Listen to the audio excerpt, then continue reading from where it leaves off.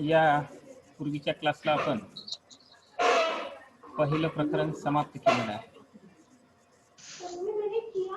आज आपल्याला नवीन एका युनिटला सुरुवात करायची आहे, दुसऱ्या प्रकरणाला सुरुवात करायची आहे. आणि दुसऱ्या प्रकरणाचं जे टायटल आहे आदिवासी समाजाचे सामाजिक संघटन. यामध्ये आपल्याला कुटुंब, विवाह, आदिवासी समाजातील हे जे काही सेकंड युनिट आहे या पेपरचं, त्यामध्ये आपल्याला कुटुंब, आदिवासी कुटुंब संस्था, आदिवासी समाजातील विवाह संस्था, नातेदारी संस्था आणि आदिवासी समाजातील स्त्रियांचा दर्जा आणि भूमिका या गोष्टी आपल्याला या सेकंड युनिटमध्ये शिकायच्या आहेत. तर हे जे काही 4 संस्था आहेत, म्हणजे 4 घटक शिकायचे आहेत, त्यातला पहिल्या घटकांची चर्चा आज आपण करणार. तत्पूर्वी आदिवासी समाजातील संघटनांच्या बाबतीमध्ये जर सांगायचं झालं तर आदिवासी समाजामध्ये सुद्धा त्या सर्व सामाजिक संस्था स्थित आहेत, ज्या सर्व सामाजिक संस्था प्रगत आणि ग्रामीण समाज व्यवस्थेमध्ये आपल्याला स्थित असलेल्या दिसतात. तर अशा आदिवासी समाजातील असणाऱ्या सर्व सामाजिक संस्थांपैकी आपल्याला कुटुंब संस्था, विवाह संस्था, नातेदारी संस्था आणि आदिवासी समाजातील स्त्रियांचा दर्जा आणि भूमिका हे 4 घटक या युनिटमध्ये अभ्यासायचे. कोणत्याही समाजाचं किंवा समुदायाचं समाज संघटन हे त्या समुदायाचं अस्तित्व टिकून ठेवण्यासाठी अत्यंत आवश्यक असते. समुदायाच्या विकासासाठी, समुदायाच्या प्रगतीसाठी, समुदायाच्या संचलनासाठी, समुदायाच्या स्थैर्यासाठी, समुदायाच्या गतिशीलतेसाठी त्या समाजामध्ये स्थित असणाऱ्या सामाजिक संस्था, त्या समाजामध्ये स्थित असणाऱ्या सामाजिक संघटना, त्या समुदायामध्ये स्थित असणाऱ्या ह्या सर्व संघटना यांनी जर आपली चोख भूमिका पार पाडली तर त्या प्रत्येक समुदायाचं स्थैर्य, अस्तित्व हे टिकून राहत असते. प्रत्येक समुदायामध्ये स्थित असणाऱ्या सामाजिक संस्थांशिवाय कोणत्याही समुदायाचं अस्तित्व हे टिकून राहू शकत नाही, त्या समुदायाला स्थैर्य प्राप्त होऊ शकत नाही, त्या समुदायाचं संचलन व्यवस्थित होऊ शकत नाही. म्हणून कोणत्याही समुदायाच्या संचलनासाठी, अस्तित्वासाठी, स्थैर्यासाठी, गतिशीलतेसाठी, विकासासाठी त्या समाजामध्ये स्थित असणाऱ्या ज्या काही सामाजिक संस्था आहेत, या सामाजिक संस्थांची भूमिका ही अतिशय महत्त्वपूर्ण असते. या सामाजिक संस्थांशिवाय त्या समुदायांचं संचलन होणं याची कल्पना आपण करू शकत नाही. म्हणून अशाच अप्रगत समजल्या जाणाऱ्या, मागासलेल्या असणाऱ्या, विकासापासून तो दूर असणाऱ्या, समाजाच्या मुख्य प्रवाहापासून तो दूर असणाऱ्या, आजही अज्ञान, निरक्षरता, अंधश्रद्धा, प्रथा, परंपरा यांच्या विळखीने जखडलेल्या असणाऱ्या आदिवासी समुदायामध्ये सुद्धा या सर्व सामाजिक संस्था स्थित आहेत. भलेही या सामाजिक संस्थांचं स्वरूप वेगळं आहे, या सामाजिक संस्थांची क्लिष्टता ही वेगळ्या स्वरूपाची, परंतु या समुदायामध्ये सामाजिक संस्था अस्तित्वात नाहीत अशा प्रकारचं वक्तव्य कुठलाही समाजशास्त्रज्ञ करू शकत नाही. म्हणून जर सांगायचं झालं, जसं की आपण एक छोटंसं उदाहरण जर घेतलं की आदिवासी समुदायामध्ये सुद्धा अर्थसंस्था अस्तित्वात आहे, त्यांची सुद्धा अर्थव्यवस्था अस्तित्वात आहे, परंतु त्यांच्या अर्थव्यवस्थेचं जे स्वरूप आहे, त्यांच्या अर्थव्यवस्थेचं स्वरूप हे प्रगत समाजातील असणाऱ्या अर्थव्यवस्थेच्या स्वरूपापेक्षा वेगळं आहे. जसं की आजचा दिवस आपल्या देशासाठी महत्त्वपूर्ण आहे. आज सद्यस्थितीला लोकसभेमध्ये आपल्या देशाच्या केंद्रीय वित्तमंत्री माननीय श्री निर्मला सीतारामनजी ह्या बजेट पेश करत आहेत किंवा बजेट सादरीकरण करत आहेत, प्रस्तुत करत आहेत सन 2020 आणि 21.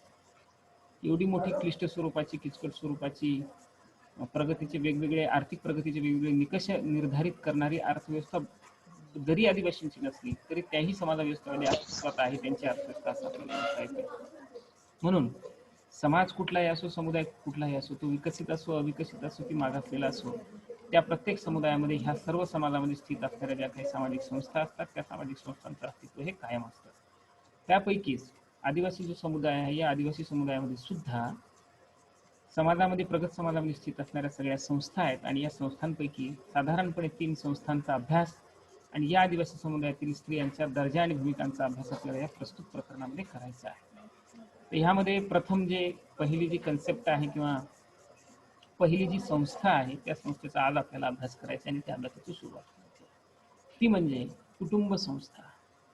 आदिवासी समुदायातील असणारी ही जी काही कुटुंब संस्था आहे, या कुटुंब संस्थेचा अभ्यास आपल्याला करायचा आहे. जगाच्या पाठीवर असा कुठलाही समाज नाही की जो जो मानवी समाज आहे, असा कुठलाही मानवी समाज नाही की ज्या मानवी समूहामध्ये कुटुंब नावाची व्यवस्था ही अस्तित्वात नाही. आपल्याला माहित आहे, मूलभूत व प्राथमिक स्वरूपाची कुटुंबाकडे मूलभूत व प्राथमिक स्वरूपाची व्यवस्था म्हणून किंवा मूलभूत व सामाजिक प्राथमिक स्वरूप किंवा प्राथमिक समूह म्हणून कुटुंब नावाच्या संस्थेकडे पाहिले जाते. याच्यापूर्वी आपण फर्स्ट इयरला असताना शिकलो सामाजिक समूहाची संकल्पना, आणि त्या सामाजिक समूहाच्या संकल्पनेमध्ये C.H. फुले नावाच्या विचारवंतांनी जे काही 3 प्राथमिक समूहाची उदाहरणं सांगितली होती, ज्यामध्ये कुटुंब आहे, शेजारी आहे आणि मित्रांचा समूह आहे, हे सर्व प्राथमिक समूह आहेत असं त्यांनी म्हटलं होतं. तर कुटुंब हे कोणत्याही समाजातला असो, कोणत्याही समुदायातला असो, तो त्या समाजाचा प्राथमिक समूह असतो. आणि हे जी कुटुंब नावाची व्यवस्था असते किंवा कुटुंब नावाची जी संस्था असते, अनेक अर्थाने ती प्राथमिक असते. अनेक अर्थाने त्या कुटुंब संस्थेतील असणारे सगळ्या घटकांचे सहसंबंध हे वेगवेगळ्या स्वरूपांचे असतात. लाईट गेलेली आहे, इंटरनेटचा थोडासा प्रॉब्लेम येईल, 2 मिनिटात येईल, आपण पाहू. जर बंद झालं तर पुन्हा चालू करू. आवाज येतोय का?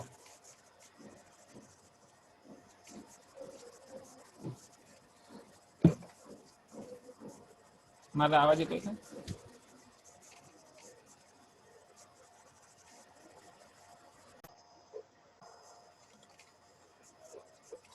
हा, थोडस इंटरनेट कनेक्टिव्हिटीचा प्रॉब्लेम. आवाज येतोय का?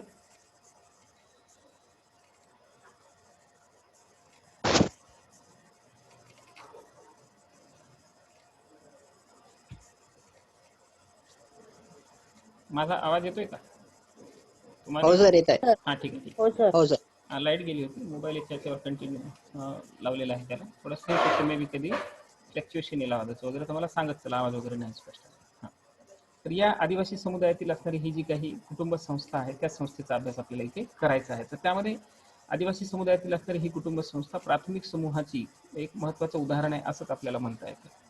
आदिवासी समाज व्यवस्थेमध्ये सुद्धा कुटुंब नावाची ही जी काही संस्था आहे हे अस्तित्वात आहे, आणि मानवाच्या सर्व विकासाच्या अवस्थांमध्ये कुटुंब संस्थेची भूमिका ही अतिशय महत्त्वपूर्ण राहिली आहे. जो काही चार्ल्स डार्विनचा उत्क्रांतीवादाचा सिद्धांत आहे, त्या सिद्धांतामध्ये सुद्धा ह्या कुटुंब नावाच्या व्यवस्थेचं महत्त्व अधोरेखित झालेलं आपल्याला पाहायला मिळतं. आणि मानवी समाजाच्या उत्क्रांतीचा इतिहास जर आपण पाहिला किंवा प्रगतीचा इतिहास जर आपण पाहिला, तर ह्या सर्व उत्क्रांतीच्या टप्प्यावर कुटुंब नावाच्या संस्थेचं अस्तित्व आणि कुटुंब नावाच्या संस्थेचं सहकार्य हे मानवाने आपल्या प्रगतीसाठी अधोरेखित केलेलं आहे, किंवा त्याच्या सहकार्याशिवाय, या कुटुंब नावाच्या संस्थेच्या सहकार्याशिवाय मानवी समाजाचा विकास झालेला आपल्याला पाहायला मिळत नाही. म्हणून कुटुंब नावाची जी व्यवस्था आहे, कुटुंब नावाची जी संस्था आहे, तिचं अस्तित्व अगदी आदिम समजल्या जाणाऱ्या आदिवासी समूह समाज व्यवस्थेमध्ये सुद्धा अस्तित्वात होती किंवा आहे, आणि प्रगत समजल्या जाणाऱ्या शहरी असणाऱ्या नागरीकरणाच्या व्यवस्थेमध्ये सुद्धा अस्तित्वात असलेली आपल्याला पाहायला मिळते. याचाच अर्थ असा की सर्व प्रकारच्या समाज व्यवस्थेमध्ये कुटुंब नावाची संस्था ही अस्तित्वात आहे. साधारणपणे आपण पाहतो की कुटुंबाला इंग्रजीमध्ये फॅमिली असं म्हणतात, आणि फॅमिली हा शब्द फॅमिलियस या लॅटिन शब्दापासून त्याची निर्मिती झाली. आणि फॅमिलियस हा असा शब्द आहे, किंवा त्याचा अर्थ काय होता की फॅमिलस या लॅटिन भाषेतील शब्दाचा अर्थ त्यांना अभिप्रेत असणारा असा होता की ज्या समूहामध्ये माता पिता आणि त्यांची मुले व त्यांचे नौकर चाकर आणि म्हणजेच गुलाम यांचा समावेश होतो, अशा असणाऱ्या लोकांच्या समूहाला लॅटिन भाषेमध्ये फॅमिलियस असं म्हटलं जायचं. पण भारतामध्ये थोडंसं वेगळी व्याख्या आहे, आणि या व्याख्येच्या संदर्भात आपण पुढे चर्चा करणार आहोत, किंवा इतर देशांमध्ये सुद्धा नंतर त्याला प्युरिफाय करून व्याख्येचं स्वरूप हे वेगळं प्राप्त झालेलं आहे. तर असा समज होता फ्रान्स आणि जर्मनीमध्ये, किंवा त्या लॅटिन भाषेचा प्रभाव ज्या ज्या ठिकाणी होता तिथल्या असणाऱ्या लोकांमध्ये, की फॅमिलीज म्हणजे कोण, तर असा लोकांचा एक समुच्चय की ज्या समुच्चयामध्ये किंवा ज्या समूहामध्ये माता पिता, त्यांची मुलं, त्यांची नोकर चाकर आणि गुलाम. साधारणपणे तुम्हालाही माहिती आहे की युरोप खंडामध्ये 16व्या-17व्या शतकाच्या अवधीपर्यंत गुलामगिरीची व्यवस्था ही अस्तित्वात होती. गुलाम असतील, नोकर, घरातील नोकर चाकर असतील, यांना कुटुंबाचा सदस्य मानलं जायचं, आणि त्यांचाही समावेश आपल्या कुटुंबाच्या सदस्यांमध्ये व्हायचा. म्हणून त्या अर्थाने फॅमिलीज या लॅटिन शब्दामध्ये ह्या सगळ्या घटकांचा समावेश झालेला होता. परंतु नंतरच्या कालखंडामध्ये आप्तस्वकीयांच्या गटालाच कुटुंब असं म्हटलं जाऊ लागलं, आणि या आप्तस्वकीयांमध्ये आई वडील म्हणजेच माता पिता, त्यांची अपत्य म्हणजे त्यांची मुलं, आणि त्यांच्याशी संबंधित असणारी इतर असणारी जी लोक असतील, यांना कुटुंब ह्या नावाने संबोधल्या जाऊ लागलं. भारतामध्ये सुद्धा कुटुंबाचं स्वरूप जर आपण पाहिलं तर संयुक्त कुटुंब, केंद्र कुटुंब हे सगळे प्रकार आपल्याला भारतामध्ये पाहायला मिळतात. भारतीय समाज व्यवस्थेमध्ये संयुक्त कुटुंबाची व्यवस्था ही एका विशिष्ट कालखंडापर्यंत संचालित झालेली आपल्याला पाहायला दिसून येते. म्हणून भारतातील असणाऱ्या कुटुंब संस्थेचं स्वरूप थोडंसं इतर समाजातील असणाऱ्या कुटुंब संस्थेच्या स्वरूपापेक्षा थोडं वेगळं आहे. त्याची परिस्थिती तेथील असणाऱ्या या सामाजिक परिस्थितीमुळे म्हणा किंवा तेथील असणाऱ्या सामाजिक वातावरणामुळे म्हणा येथील असणारी कुटुंब संस्था इतर समूहातील असणाऱ्या कुटुंब संस्थेपेक्षा थोडी वेगळी पाहायला मिळते. परंतु भारतातील असणाऱ्या आदिवासींच्या असणाऱ्या कुटुंब संस्थेच्या स्वरूपावर चर्चा आपण इथे करणार आहोत. तत्पूर्वी भारतीय समाजातील असणारी जी काही कुटुंब संस्था आहे त्या कुटुंब संस्थेमध्ये आदिवासीच म्हणून नाही तर एकूण समग्र समाज व्यवस्थेतील असणारी जी कुटुंबाची व्यवस्था आहे किंवा संरचना आहे ती कशी आहे, तर तो आप्तस्वकीयांचा रक्तसंबंधित असणाऱ्या लोकांचा एक समूह आहे. आणि एका विशिष्ट कुटुंबामध्ये आप्तस्वकीय म्हणजे नात्यागोत्यातील असणारी लोक किंवा रक्तसंबंधी असणारे जे लोक असतात यांचा समावेश होतो. मग आई असेल, वडील असेल, काका असतील, काकू असतील किंवा त्यांची इतर अपत्य असतील किंवा इतर नातेवाईक असतील, या सगळ्या लोकांचा मिळून हा जो समुच्चय आहे त्या समुच्चयाला आपण कुटुंब असं म्हणतो. या कुटुंब नावाच्या संस्थेला किंवा कुटुंब नावाच्या संकल्पनेला अधिक विस्ताराने स्पष्ट करण्यासाठी आणि त्याचं विस्तृतरित्या विवेचन करण्यासाठी काही समाजशास्त्रज्ञांनी कुटुंबाच्या व्याख्या केलेल्या आहेत. त्या व्याख्यांचा परामर्श घेणं किंवा व्याख्या पाहणं आपल्याला क्रमप्राप्त ठरतं.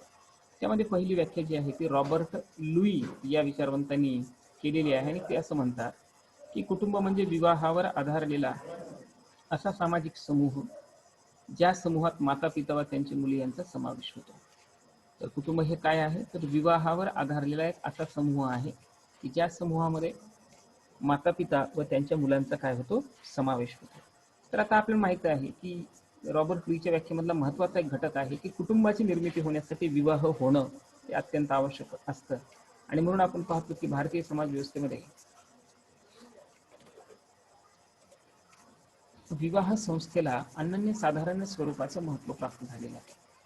भारतीय समाजातील असणाऱ्या विवाह संस्थेच्या संचलनाविषयी आणि एकूणच व्यवस्थेविषयी जर आपण विचार केला तर विवाह हा समाजमान्य असणं, समाजाची त्याला मान्यता असणं, ह्या सगळ्या गोष्टी अत्यंत आवश्यक असतात. आणि अशा विवाहाच्या आधारावरच किंवा विवाहाच्या नंतरच कुटुंब नावाच्या व्यवस्थेची निर्मिती ही होत असते. आपल्याला माहित आहे की कुटुंब नावाच्या व्यवस्थेच्या निर्मितीसाठी विवाहाची भूमिका ही अत्यंत महत्त्वपूर्ण असते. हे रॉबर्ट लुईनी सांगितलं आणि भारतीय समाज व्यवस्थेमध्ये ह्या सगळ्या गोष्टींवर अधिक भर दिला जातो. कारण का तर विवाह विना एखादी स्त्री आणि एखादा पुरुष पती पत्नी म्हणून राहत असतील तर त्यांना त्यांच्या नात्याला, त्यांच्या असणाऱ्या संबंधांना समाजाची मान्यता नसते. आणि एवढंच नाही तर कायद्याची सुद्धा मान्यता नाही. आणि अशी कायद्याची मान्यता भारतीय समाज व्यवस्थेमध्ये मिळावी यासाठी अलीकडील काळामध्ये अनेक सामाजिक संघटनांच्या माध्यमातून लढा उभारला जात आहे. त्याला आपण एक नवीन संकल्पना आपल्या समाज व्यवस्थेमध्ये अस्तित्वात आलेली जी युरोपमध्ये आहे किंवा पाश्चात्य राष्ट्रांमध्ये आहे ती म्हणजे लिव्ह इन रिलेशनशिप. अलीकडील काळात हे तुम्ही अनेक ठिकाणी ऐकलं असेल की सुशांत सिंग राजपूतचं जे मृत्यू प्रकरण आहे त्या मृत्यू प्रकरणामध्ये त्याची जी काही गर्लफ्रेंड होती, मैत्रीण होती, ही त्याच्यासोबत लिव्ह इन रिलेशनशिपमध्ये राहत होती. म्हणजे विवाह न करता पती पत्नी सारखं राहणं याला आपण लिव्ह इन रिलेशनशिप म्हणतो. आणि ही जी संकल्पना आहे पाश्चात्य राष्ट्रांमध्ये आहे ती भारतीय समाज व्यवस्थेमध्ये रूढ होत आहे. परंतु भारतीय समाज व्यवस्थेची किंवा कायद्यात्मक मान्यता अशा संबंधांना अजूनही प्राप्त झालेली नाहीये. म्हणून रॉबर्ट लुई सारखा विचारवंत म्हणतो की विवाह संबंधावर आधारलेला जो काही समूह आहे की ज्या समूहामध्ये माता पिता आणि त्यांची मुले येतात अशा असणाऱ्या समूहाला आपण कुटुंब म्हणतो. दुसरी व्याख्या समाजशास्त्रज्ञ बर्जस आणि लॉक यांनी केलेली सर आहे. आवाज कटत आहे. हा थोडस आता येतोय का? सर आवाज कटत आहे. आता येतोय का? हा सर. हा, तर बर्जेस आणि लॉक यांनी असं म्हटलेलं आहे की विवाह, रक्तसंबंध व दत्तक विधानाद्वारे एकत्रित आलेल्या व्यक्तींच्या समुच्चयास कुटुंब म्हणतात. इथं महत्वाची व्याख्या आहे. बर्जेस आणि लॉकने एक मुद्दा महत्वाचा आहे. आवाज येत नाही का? येतोय का? कटून राहिला सर आवाज.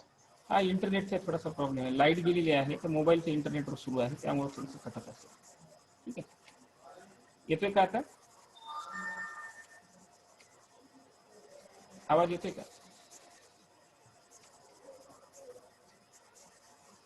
हो सर. आता येतात पण सर चालू लागल्यावर नाही येत.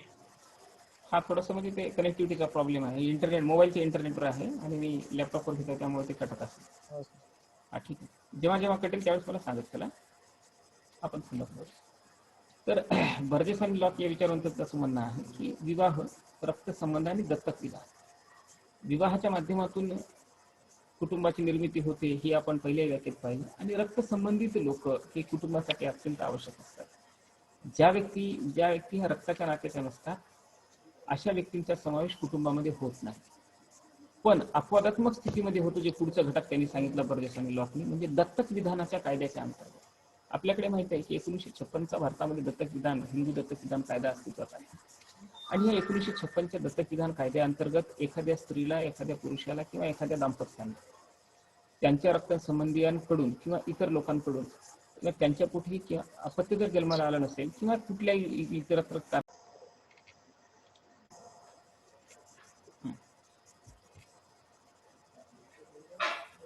जर त्यांना कोणत्याही कारणांसाठी एखाद्या मुलाला जर दत्तक घ्यायचं असेल आणि ते जर दत्तक घेतलेला मुलगा असेल जो कायद्यानुसार असेल, तर अशा व्यक्तीचा समावेश सुद्धा कुटुंबातील सदस्यांमध्ये होतो असं बर्जेस आणि लॉकला म्हणायचं. आणि आपल्याकडे आपण पाहतो की दत्तक विधान कायदा अस्तित्वात असल्यामुळे भारतामध्ये की एखाद्या दाम्पत्याला मुलगा हवा असेल, मग त्या अनाथालयातून म्हणा, नात्यागोत्यातील इतर व्यक्तींकडून म्हणा, जर त्यांनी त्यांचं स्वीकार केलेला असेल तर त्या दाम्पत्याचं नाव त्या मुलाला लागतं.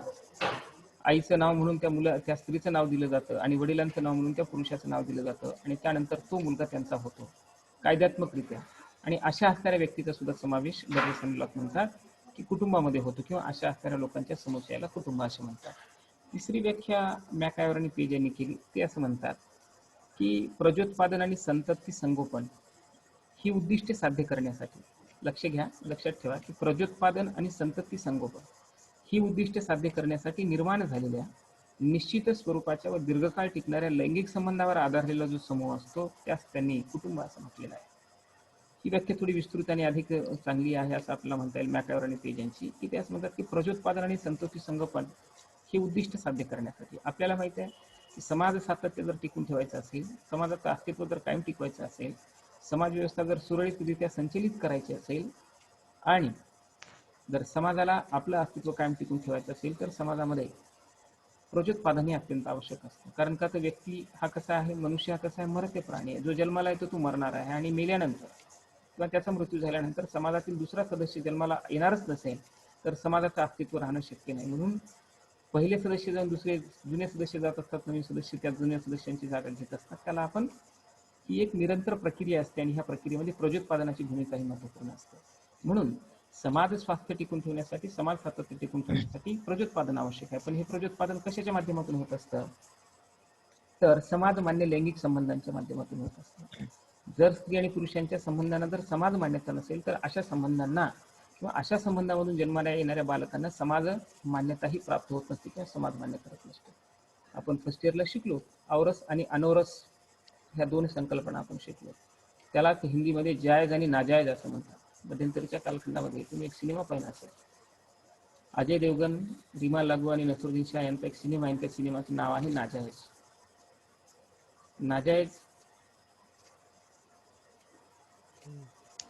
या शब्दाचा अर्थ, नाजायज या शब्दाचा अर्थ आहे अनौरस. अनौरस म्हणजे समाज मान्य नसणाऱ्या लैंगिक संबंधामधून जन्माला येणारी जी बालकं असतात त्याला आपण अनौरस असं म्हणतो, त्याला आपण नाजायज हिंदीमध्ये असं म्हणतो. तर व्यक्तीचे, स्त्री आणि पुरुषांचे संबंध जर समाज मान्य नसतील आणि अशा संबंधामधून जर जन्माला एखादा बालक आलेला असेल तर त्याला समाज मान्यता नसते, त्याला अनौरस म्हणतो. म्हणून मॅकायर आणि पेज सारखा विचारवंत म्हणतो की असे लैंगिक संबंध प्रजोत्पादन की ज्या संबंधांना समाजाची काय आहे, मान्यता आहे आणि ज्यांच्या मान्यतेतून बालकांचा जन्म झाला आणि त्या संतती ज्या जन्माला आल्या त्यांचं संगोपन, हे दोन उद्दिष्टे साध्य करण्यासाठी निर्माण झालेल्या निश्चित स्वरूपाचा आणि दीर्घकाळ टिकणाऱ्या लैंगिक संबंधावर आधारलेला जो समूह असतो त्याच कुटुंब असं म्हटलेलं आहे. आपल्याकडे आपण पाहतो की भारतीय समाज व्यवस्थेमध्ये विशेष करून हिंदू विवाह कायद्यानुसार एक विवाहाची पद्धती ही सर्वोत्कृष्ट पद्धती मानलेली आहे, विवाह पद्धती मानलेली आहे. म्हणून आपल्याकडे आपण पाहतो की एक विवाहाच्या या पद्धतीच्या आधारावरच म्हणजे आयुष्यामध्ये एका पुरुषाला एकाच स्त्रीसोबतच आणि एका स्त्रीला एकाच पुरुषासोबत आयुष्यात एकदाच विवाह करण्याची संधीही प्राप्त झालेली आहे. आणि जर काही कारणास्तव एखाद्या स्त्रीला दुसऱ्या पुरुषासोबत विवाह करायचा असेल तर पहिल्या पतीसोबत तिला घटस्फोट घ्यावा लागतो, किंवा पहिल्या एखाद्या पुरुषाला जर दुसऱ्या स्त्रीसोबत विवाह करायचा असेल तर त्याला पहिल्या पत्नीसोबत घटस्फोट घ्यावा लागतो. आणि ह्या घटस्फोटाच्या सुद्धा जाचकाठी भारतीय समाज व्यवस्थेमध्ये अस्तित्वात असलेला आपल्याला पाहायला मिळतात आणि तो घटस्फोट कायद्यात्मकरित्या घेणं अत्यंत आवश्यक असतं. तर ह्या ज्या काही तरतुदी आहेत, ह्या तरतुदी करण्यामागचं एकमेव महत्त्वाचं कारण असं आहे की स्त्री आणि पुरुषांच्या लैंगिक संबंधांना समाज मान्यता प्राप्त करून देणं, त्याच लैंगिक संबंधांच्या माध्यमातून प्रजोत्पादन घडवून आणणं, ते प्रजोत्पादन जे झालेलं असेल त्यांचं त्या संततीचं अतिशय चांगल्या रीतीने संगोपन करणं, ही सगळी कार्य ज्या समूहाच्या माध्यमातून पार पाडले जात असतात त्याला कुटुंब असं म्हटलं जातं, असं मॅकआयव्हर आणि पेज यांनी सांगितलेलं आहे. त्यानंतर एक शेवटची व्याख्या आहे किंगबॉल यंग नावाच्या विचारवंताची. ते असं म्हणतात की ज्या सामाजिक समूहामध्ये एक किंवा अधिक पुरुष आणि एक किंवा अधिक स्त्रिया, ज्या सामाजिक समूहामध्ये एक किंवा अधिक पुरुष आणि एक किंवा अधिक स्त्रिया आपल्या किंवा दत्तक घेतलेल्या मुलांसह, आपल्या किंवा दत्तक घेतलेल्या मुलांसह निदान ती मुली मोठे होईपर्यंत, म्हणजे त्या मुलांचे लग्न वगैरे होईपर्यंत एकाच घरात राहतात, अशा समूहाला कुटुंब असं म्हणतात. ही व्याख्या अधिक विस्तृत आणि व्यवस्थित आहे.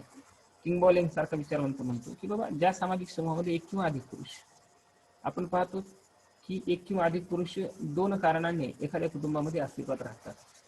जसं उदाहरण जर घ्यायचं राहिलं की जिथे संयुक्त कुटुंब आहे त्या संयुक्त कुटुंबामध्ये एकापेक्षा अधिक पुरुष असतात आणि एकापेक्षा अधिक स्त्री असतात, एक अर्थाने. दुसऱ्या अर्थाने किंगबॉल यांना सांगायचं असं असू शकतं की त्यांचं असं म्हणणं असेल की ज्या कुटुंबामध्ये बहुपत्नीत्वाची प्रथा आहे किंवा बहुपतित्वाची प्रथा आहे, जसं आपल्याला माहिती आहे की महाभारतामध्ये बहुपतित्वाची प्रथा अस्तित्वात होती. द्रौपदी एकटी होती आणि तिचे 5 पती होते. आणि अनेक समाजामध्ये असं आपण पाहतो की आपल्याकडे ही प्रथा पण होती की एका पुरुषाला अनेक स्त्रियांसोबत विवाह करावा लागायचा. जसे की शिवाजी महाराजांना अधिक पत्नी होती.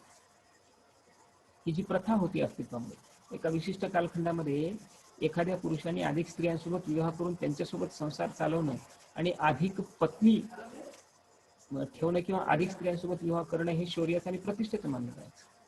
आणि तो अभिमानाने समाजामध्ये सांगायचा आणि वावरायचा. त्यामागची काही व्यावहारिक कारणं सुद्धा वेगळी होती. आणि हे सांगत असताना तो म्हणायचा की मी 3-3 पत्नींचा व्यवहार सांभाळतो किंवा 3-3 पत्नींचं कुटुंब सांभाळतो. ही प्रथा होती. म्हणून या अर्थाने की एकापेक्षा अधिक पुरुष असतील आणि एकापेक्षा अधिक स्त्रिया असतील आणि स्वतःच्या त्यांच्या पोटी जन्माला आलेली बालकं असतील किंवा दत्तक विधान कायद्याअंतर्गत त्यांनी घेतलेली दत्तक घेतलेली बालकं असतील आणि ही बालकं निदान मोठी होईपर्यंत, म्हणजे त्यांची लग्न होईपर्यंत. आपल्याकडे आपण पाहतो की लग्न झाल्यानंतर साधारणपणे दुसरं एक कुटुंब निर्माण केलं जातं, त्याला केंद्र कुटुंब म्हणते. हम दो हमारी दोची जी संकल्पना आहे केंद्र कुटुंबाची संकल्पना आहे आणि भारतीय समाज व्यवस्थेमध्ये आपल्याला अस्तित्वात असलेली पाहायला मिळते. म्हणून किंगबॉल यांग सारखा विचारवंत म्हणतो की ज्या समूहात एक किंवा अधिक पुरुष आहेत आणि एक किंवा अधिक स्त्री आहेत, अशा लोकांचा असणारा समूह आणि यांच्या पोटी जन्माला आलेली बालकं किंवा या लोकांनी दत्तक विधान कायद्याअंतर्गत स्वतः दत्तक घेतलेली बालकं, या सगळ्यांचा मिळून जो समूह आहे आणि ज्या समूहातील ही सगळी सदस्य जी बालकं आहेत त्या बालकांचं लग्न होईपर्यंत एकत्रित राहणारी जी लोक आहेत, या सगळ्यांच्या समुच्चयाला किंवा समूहाला त्यांनी कुटुंब असं म्हटलेलं आहे. तर साधारणपणे सारांशमध्ये आपण कुटुंब कोणाला म्हणायचं किंवा कशाला म्हणायचं हे सांगत असताना आपल्याला सांगता येऊ शकतं की कुटुंब म्हणजे अशा लोकांचा समूह की जो समाजमान्य लैंगिक संबंधांच्या आधारावर जे स्त्री पुरुष एकत्रित आलेले असतात आणि या समाजमान्य लैंगिक संबंधांच्या माध्यमातून प्रजोत्पादन होऊन त्यांचं संतती नियमन केलं जातं, अशा असणाऱ्या लोकांचा जो समूह आहे त्याला समाजशास्त्रज्ञांनी कुटुंब असं म्हटलं. आणि अशा असणाऱ्या कुटुंबाच्या व्यवस्थेमध्ये अशी कुटुंबाची संरचना किंवा कुटुंबाची व्यवस्था प्रत्येक समाज व्यवस्थेमध्ये संचालित झालेली आपल्याला पाहायला मिळते. तर भारतीय समाज व्यवस्थेतील असणाऱ्या या कुटुंब संस्थेचं जे स्वरूप वगैरे आहे ते आपल्याला इथं पाहणं क्रमप्राप्त नाही, पण आपल्याला भारतीय समुदायातील आदिवासी समाजातील असणाऱ्या कुटुंब संस्थेचं स्वरूप पाहणं किंवा कुटुंब संस्थेचा अभ्यास करणे हे अत्यंत आवश्यक आहे. तर कुटुंब म्हणजे काय हे आपल्याला समजलेलं आहे. तर आपण आता पुढचा पाठ पाहणार आहोत, तो म्हणजे आदिवासी कुटुंब संस्थेची वैशिष्ट्ये किंवा आदिवासींच्या कुटुंब संस्थेचं स्वरूप. त्यातला पहिला महत्वाचा मुद्दा आहे आदिवासींच्या कुटुंब संस्थेचा, तो म्हणजे कुटुंबाची अस्थिरता. मुद्दे वगैरे लिहून घेत चला, व्याख्यान थोड्या फास्ट म्हटल्या त्यामुळे लिहून घेता आल्या नसतील, पण मुद्दे वगैरे जरूर लिहून घ्यायचं. आदिवासींच्या कुटुंब संस्थेच्या वैशिष्ट्यांमधले पहिलं महत्वाचं वैशिष्ट्य आहे कुटुंबाची अस्थिरता.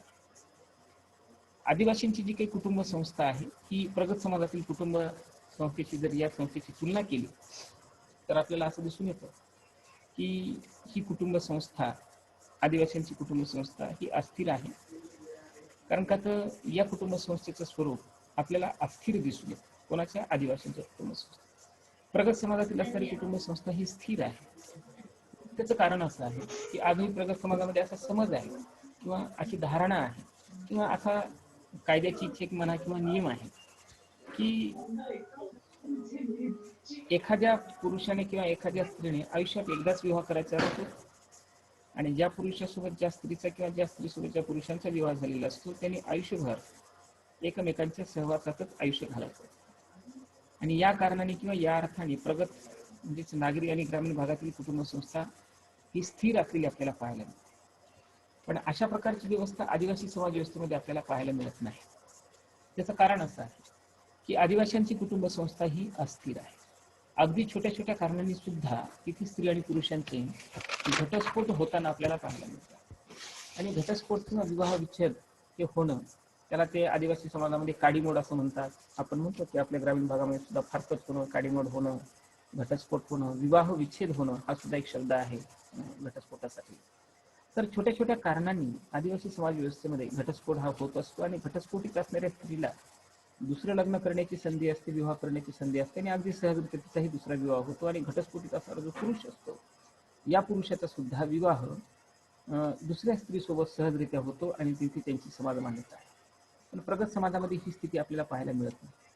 प्रगत समाजामध्ये एखाद्या स्त्रीचा पुनर्विवाह होणं एवढं सोपं आणि सोयीचं नाही. घटस्फोटित असणाऱ्या महिलांना एखाद्या पुरुषासोबत नंतर घटस्फोटित झाल्यानंतर एखाद्या पुरुषासोबत विवाह करून घेणं किंवा त्या पुरुषाने त्या एखाद्या स्त्रीला स्वीकारणं हे शक्य आहे. किंवा घटस्फोटित असणाऱ्या पुरुषांची आता इथं पुरुष सत्ताक व्यवस्था भारतीय समाज व्यवस्थेमध्ये अस्तित्वात असल्या कारणाने अनेकदा घटस्फोटित असणाऱ्या पुरुषाचा विवाह लवकर होऊ शकतो, पण घटस्फोटित असणाऱ्या महिलेचा विवाह लवकर होऊ शकणं शक्य नाही. ते प्रगत समाजामध्ये. पण आदिवासी समाजामध्ये ही व्यवस्था संचालित नाही. आदिवासी समाज व्यवस्थेमध्ये घटस्फोट अगदी सोयीनं होतो, अगदी सहजरित्या होतो आणि अनेकदा कुठलेही वाद वितंड न होता होत असतो. आणि या घटस्फोटामध्ये स्त्री आणि पुरुष यांचा जो घटस्फोट होतो तो अनेकदा कुठल्याही न्यायालयामध्ये न जाता जमात पंचायतीच्या पुढं किंवा जमातीतील असणाऱ्या दोन्ही कुटुंबातील असणाऱ्या लोकांच्या समक्ष हा घटस्फोट घडून येत असतो. आणि म्हणून आदिवासी समाज या कारणाने फार अस्थिर झालेले आपल्याला पाहायला मिळतात. आदिवासींची कुटुंब व्यवस्था ही फार अस्थिर झालेली आपल्याला पाहायला मिळते. कारण का तर प्रगत समाजामध्ये साधारणपणे विवाह विच्छेदास मान्यता नाही आहे. कायद्यात्मक मान्यता घटस्फोटास आहे. घटस्फोट हा कायद्यात्मक मान्यतेच्या माध्यमातून होऊ शकतो. पण साधारणपणे समाज मान्यतांचा विचार जर आपण केला, समाजातील स्थित असणाऱ्या सामाजिक परंपरांचा जर विचार आपण केला, समाजामध्ये स्थित असणाऱ्या काही सामाजिक प्रथांचा जर आपण विचार केला, तर भारतीय समाज व्यवस्थेमध्ये विवाह विच्छेदाला एवढी सहज मान्यता नाही. पाश्चात्य राष्ट्रामध्ये आपण पाहतो की अगदी सहजरित्या एखाद्या स्त्रीसोबत एखाद्या पुरुषाचा विवाह विच्छेद होतो. ती स्त्री दुसऱ्या पतीसोबत किंवा दुसऱ्या स्त्री पुरुषासोबत विवाह करते आणि तो पुरुष सुद्धा नंतर विवाह विच्छेद झाल्यानंतर दुसऱ्या स्त्रीसोबत सहज विवाह म्हणजे लग्न करतो. किंवा ॲट ए टाइम एक पुरुष 2-2, 3-3 स्त्रियांसोबत संबंध ठेवून 2-2, 3-3 स्त्रियांसोबत आपली पत्नी म्हणून स्वीकारत असतो. पण भारतीय समाज व्यवस्थेमध्ये अशी मान्यता क्वचित प्रसंगीत आपल्याला विकसित झालेली पाहायला मिळते. आणि म्हणून भारतामध्ये विवाह विच्छेद ही जी संकल्पना आहे, घटस्फोट ही जी संकल्पना आहे, एवढ्या सहजरीतीने प्रगत समाजात घेता येत नाही किंवा त्याला मान्यता नाही. पण आदिवासी समाज व्यवस्थेमध्ये घटस्फोटाला अगदी सहज मान्यता आहे. एक पुरुष एका स्त्रीसोबत अधिक काळ राहू शकत, त्याची जर इच्छा नसेल आणि जर त्यांच्यामध्ये बेबनाव झाला, संबंधामध्ये कुठेतरी विकृष्ट आलं, तर ती स्त्री त्या पुरुषासोबतचे आपले संबंध हे संपुष्टात आणू शकते आणि संपुष्टात आणल्यानंतर दुसऱ्या पतीसोबत किंवा दुसऱ्या पुरुषासोबत ती विवाह करू शकते. कारण का तर भारतीय समाज व्यवस्थेतील ह्या आदिवासींमध्ये याचं एक दुसरं कारण आहे की विवाह व्यवस्था ही अधिक सक्षम होऊन किंवा कुटुंब संस्था सक्षम राहण्याचं की प्रगत समाजामध्ये विवाहाला किंवा विशेष करून